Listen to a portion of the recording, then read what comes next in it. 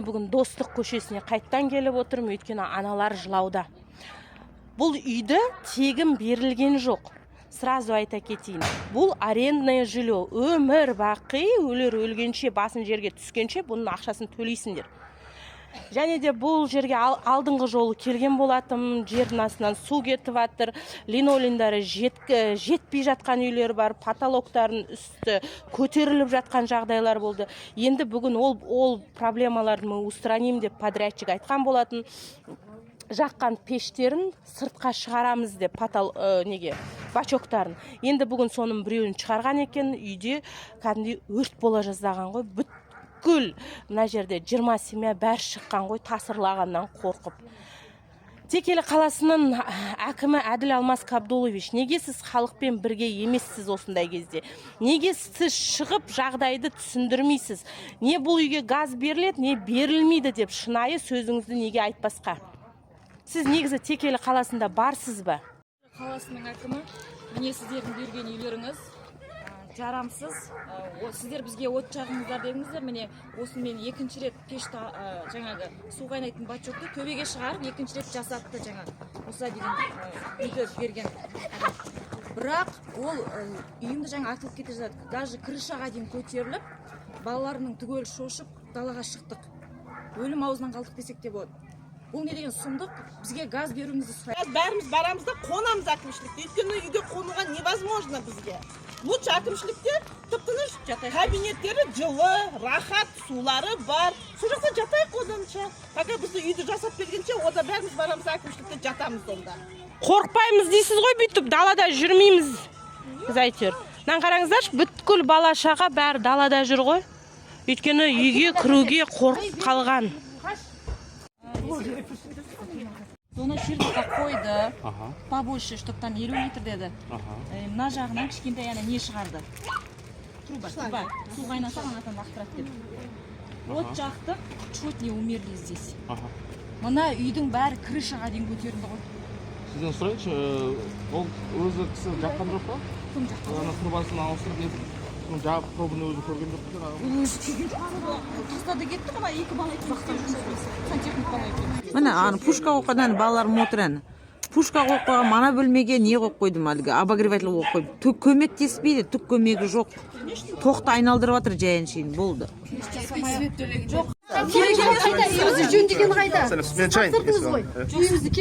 Давайте бүйтіп, Ерлан, шығыңызшы.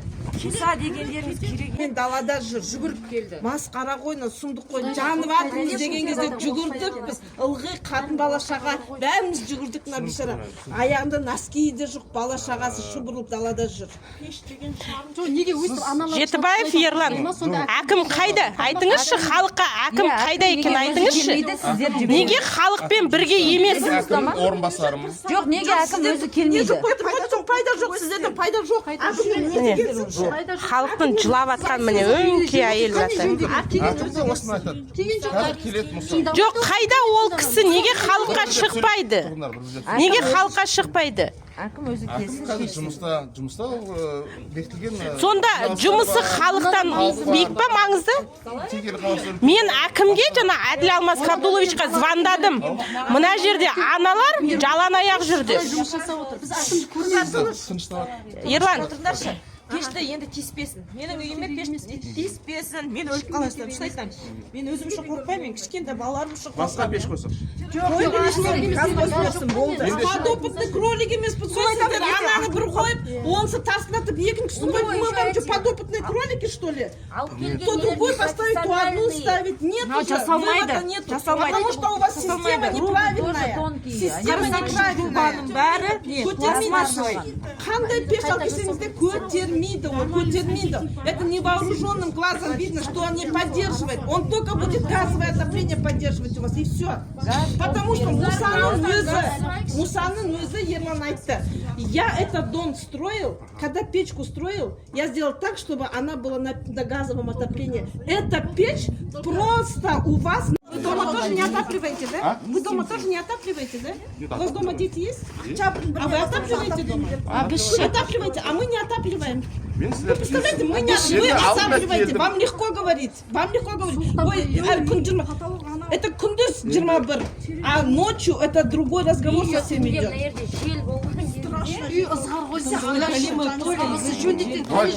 қазір мұса келеді мұсаға тағы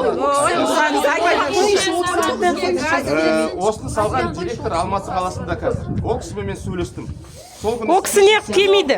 ол кісі қазір ауырып жатырмын деді ауырам жаздым қашан Әкім келмейді, строитель келмейді. Сонда халық деген сіздерге ойыншық болып отыр ғой. Бүгін мына кісі міне 4 баласын даже киіндіріп үлгермедім дейді. Далада жүрдім дейді қорыққанымнан. Кешке дейін 4 бала шағасымен далада қалып қалды.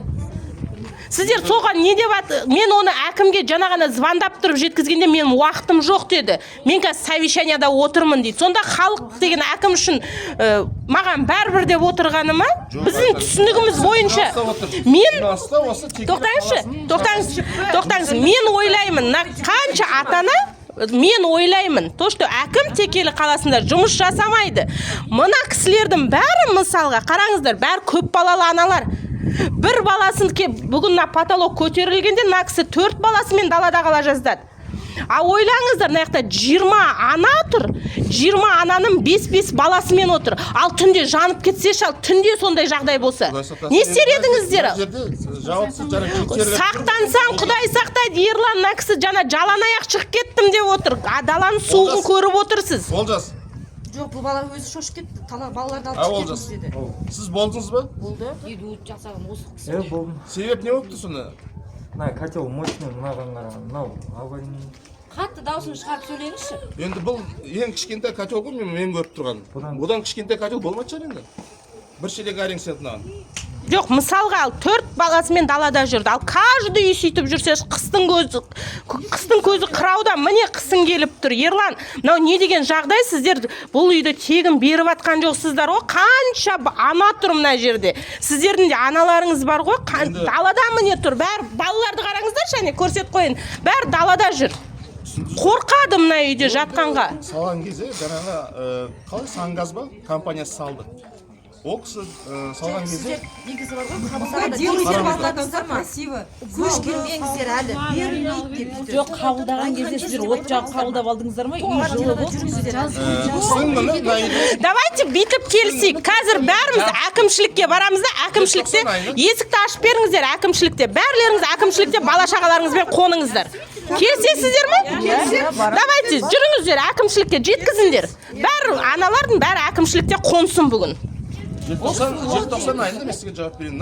Үйді салынып жатқан кезде қыстың желтоқсан айында аяқтады, сол бастап үйді жағып отырды. Көктем айында. Бәрінде көмір жататын.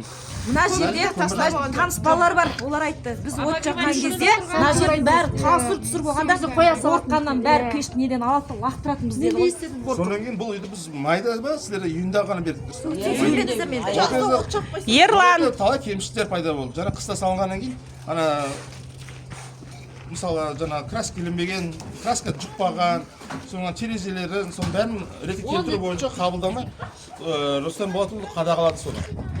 Ерлан, келісесіз бе? Ол мелочь қой бізге ол красканы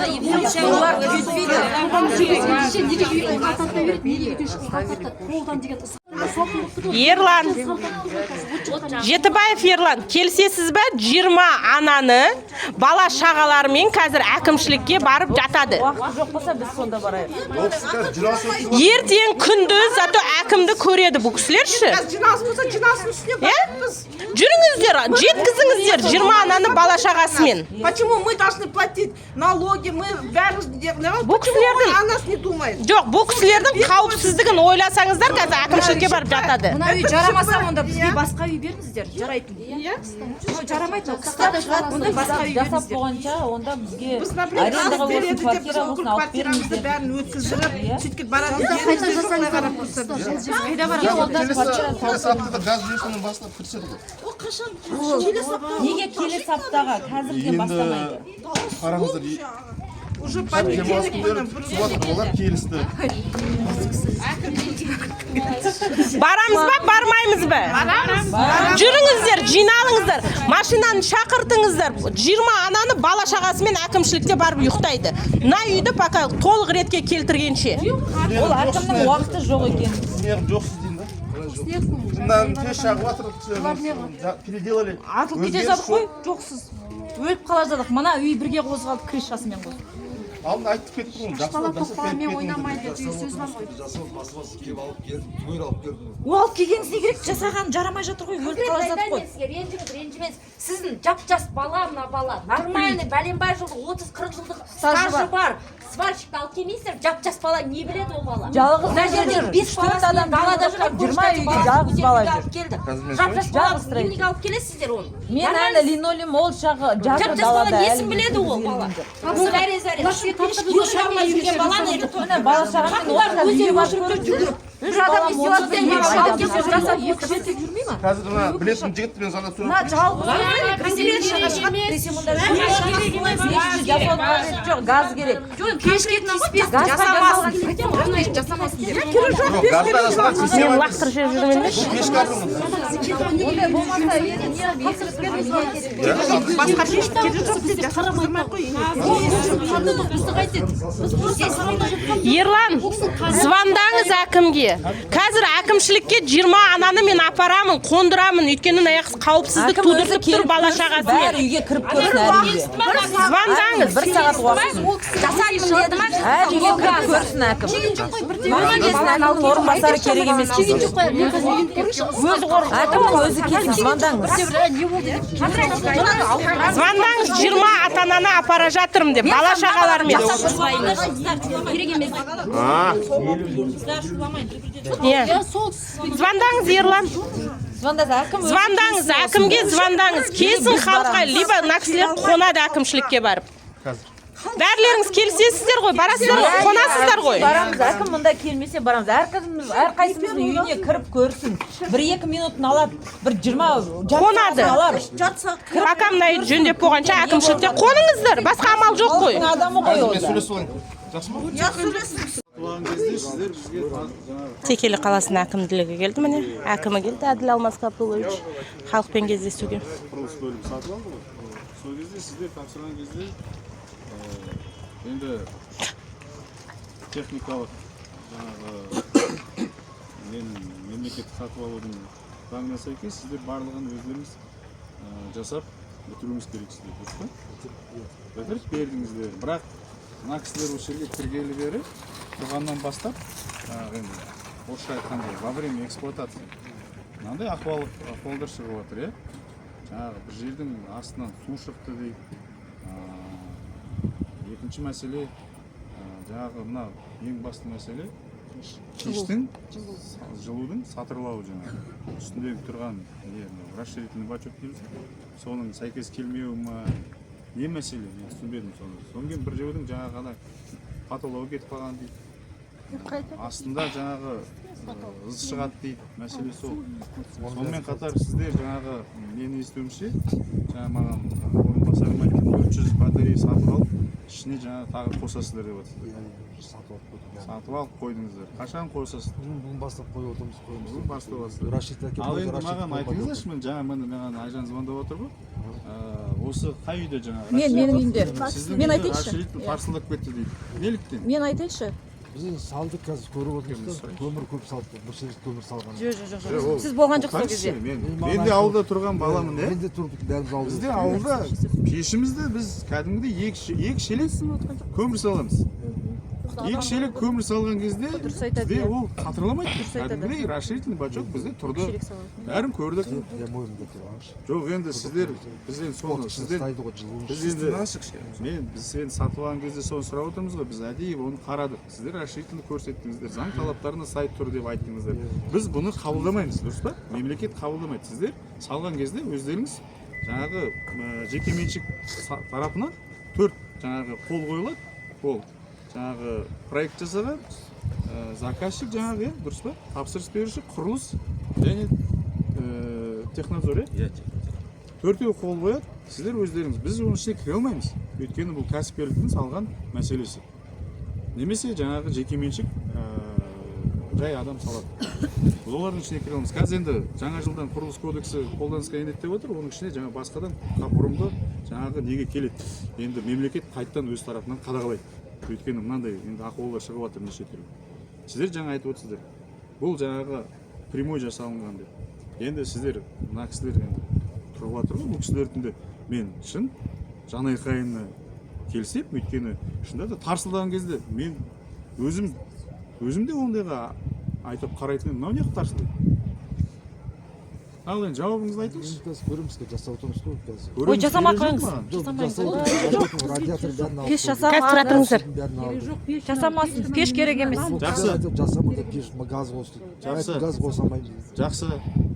Енді сіздер бүйтесіздер. Жаңағы сіздер алған радиаторларыңызды бітіресіздер. Сіздердің тараптарыңызды радиатор, содан кейін жаңағы ғана ақаулар.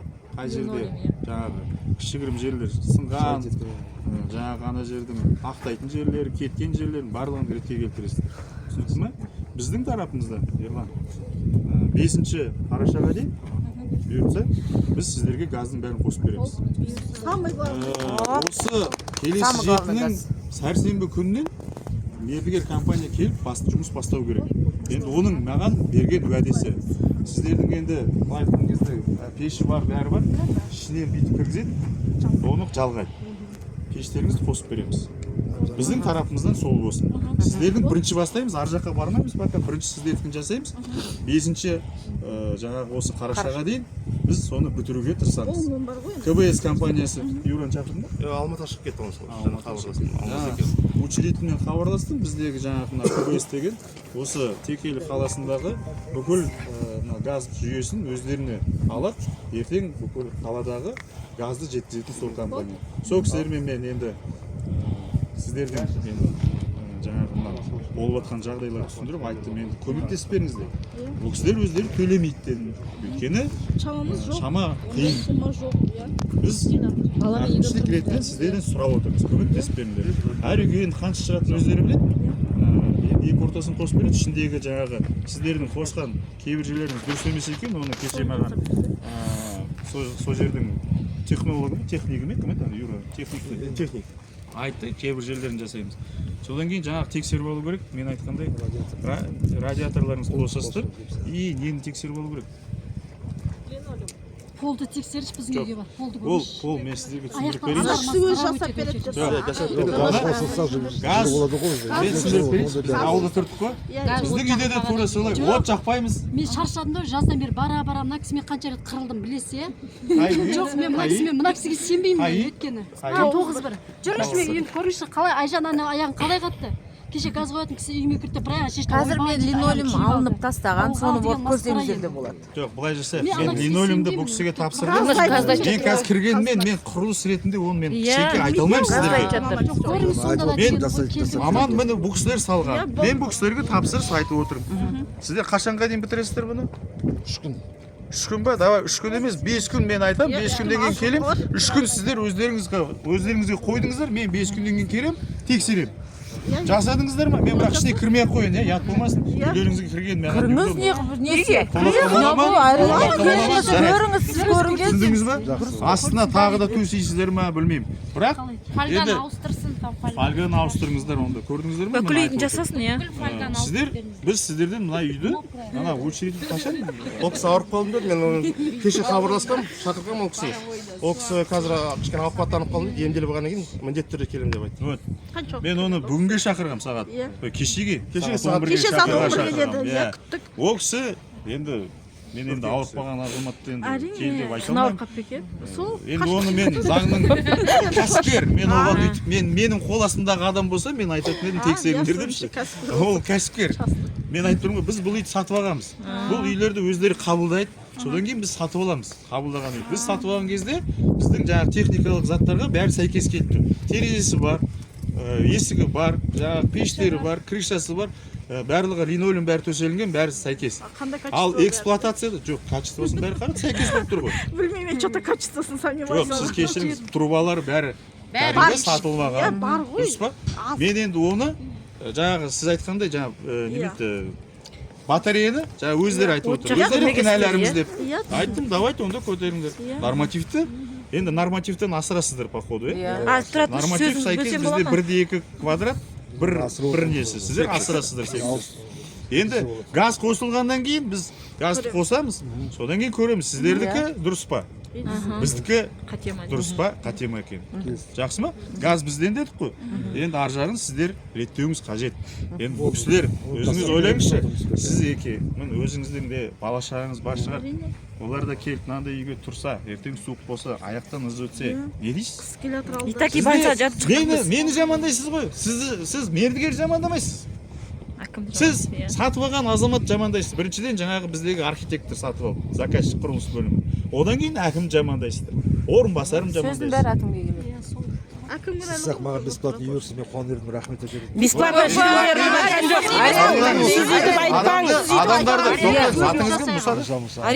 адамдарды жындандырмаңыз сіз аузыңызға кішкене дұрыс ие болыңыз сіздің құдайға шүкір жұмысыңыз бар жұмыс істеп жатсыз өзіңіздің үйіңіз бар шығар дұрыс па бұл кісілер әлеуметтік қиын жағдайдағы кісілер сондықтан бұл кісілерге заңның талаптарына сай үй беріледі сіздер үйтіп айтпаңыздар ол жекеменшік тегін емес бұл кісілер жалға берілген үй ертең бұлар осыны жекешелендірсе мемлекеттен сатып алады оны жылдағы 2% кетеді біз сізден сатып алған бағадан сондықтан сіз заңды білмесеңіз үйтіп айтпай ақ қойыңыз бұл кісілерге реніш болмасын ондай түсінікті ма сіз ондай ертең мен сіздерді әйтпесе қазір полиция шақырды басқа ұшсыздым сіздер дұрыс айтасыз мен бағана тарапыңыздан мен айтып отырмын шақырам ба деппін ғой не істерін білмей кеттім бағана ана кісі как выздороветь чтобы он приехал сіз одной жоқ мына кісілер үйде ғой как раз бәрін ретке келтіріңіз мен ертең ұятты болмайын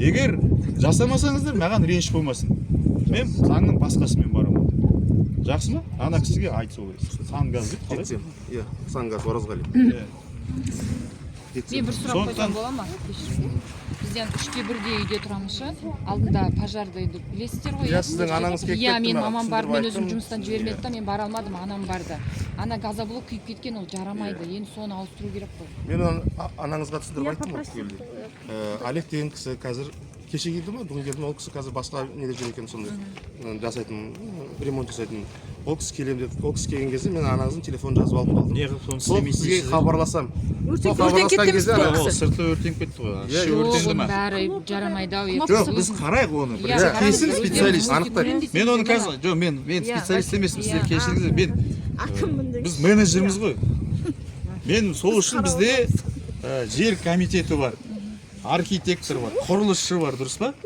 мамандар бар сол мамандар біз айтамыз көреміз жасаймыз мен общий білемін сан нормаларды мен сіздерге кәшіне кіріп жазып алдым номердан жазып алдым газды қосатын кезде анау менікі қосылмай қалып болды кешіріңіз ана кісімен сен сөйлесесің егер газ негодный болса бір пешін алып келеді полный пешті тексеру керек қой сұрасам бола ма мысалы үшін мына кісілерге радиатор қосып жатыр ғой а мен өз ақшама қосып тастадым бұны сатып алдым да ақшамды қайтарып бере ма қайтармайды ол өзіңіздің да иә өзіңіздің үйіңіз ғой мен сіздің ішіңізге құя алмаймын можно вопрос оны өздеріңіз ақыры ойлайтыныңызды жасадыңыздар жылыды ма говорите девушка жылымайды тарсылда мен ғой сол үйіміз тура солай одан хуже міне болды қарашы неғып ана үйлерде міне тура осындай пеш орнатылған тура сондай расширитель одна и та же ленинградская система почему здесь так там почему-то жаңада сөйлестім сол кісінің салған иесі сантехниктер иә сантехник басшы кетіп қалды дейді онда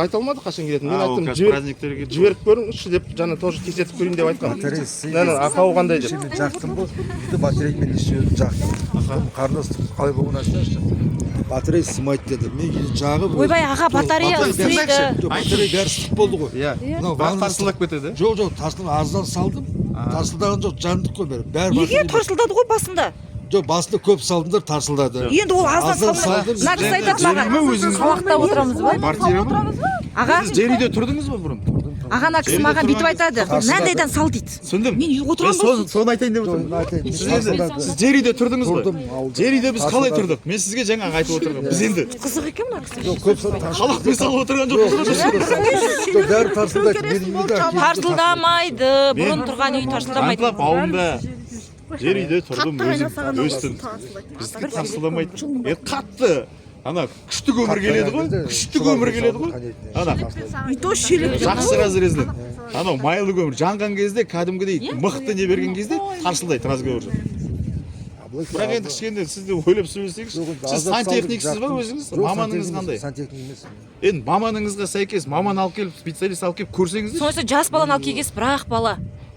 Бағана үй атылды ғой, былай тартылады ғой. Мен айтып отырмын ғой. Ана бала не істерін білмеді. Айтып отырмын ғой. Сіздер халыққа сіз айтыңыз. қазір салған үйлеріңіз беріліп отыр.